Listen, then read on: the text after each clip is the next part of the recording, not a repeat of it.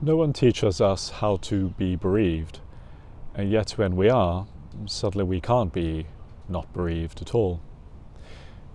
Being bereaved, especially at significant times of the year like this, the Christmas and New Year, can bring a whole host of emotions.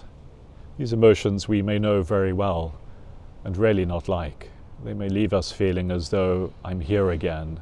Have I not been able to move any further? This may be your first Christmas, or this may be the second, the third, or the 10th Christmas, and yet the feelings may still be the same. We can feel awful, we can feel sad, we can feel angry, we can feel disinterested and not want to engage with anything at all. Somehow we feel out of sync.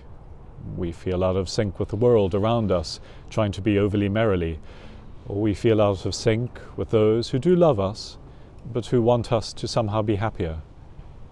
And we can feel out of sync with ourselves. And equally, there may be many shoulds. I should feel like this. I should be different. I should be normal. But what is normal in bereavement? Nothing is normal. So how do we make sense of this when we are in the midst of it? And we may have these intense feelings coming up.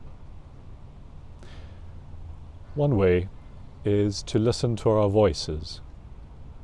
Not necessarily the voice that comes out, but actually the inner voice, the part of ourselves that is within.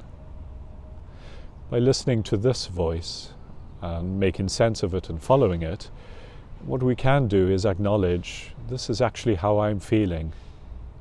This is the person who I'm missing. They seem to be nowhere and yet everywhere at the same time.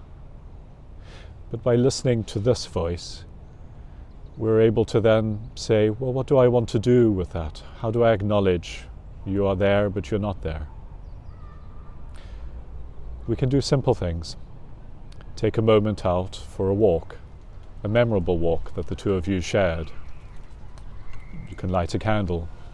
Or, for instance, if you're spiritually minded, you could say a prayer for this person. But doing these small things, even they may be one or two small things, these are all just as important and may be just enough to get you through this period.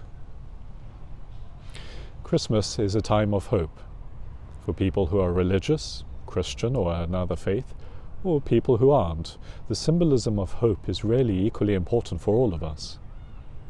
And there is hope in your journey and our journey of bereavement, but it needs to be done step by step.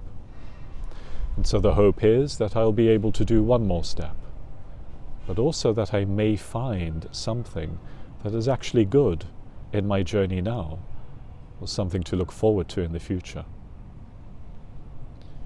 There is good in life, and slowly, through your relationship that has been formed by your loved one, you will grow back into life, and it will be good, and you will make the person very proud.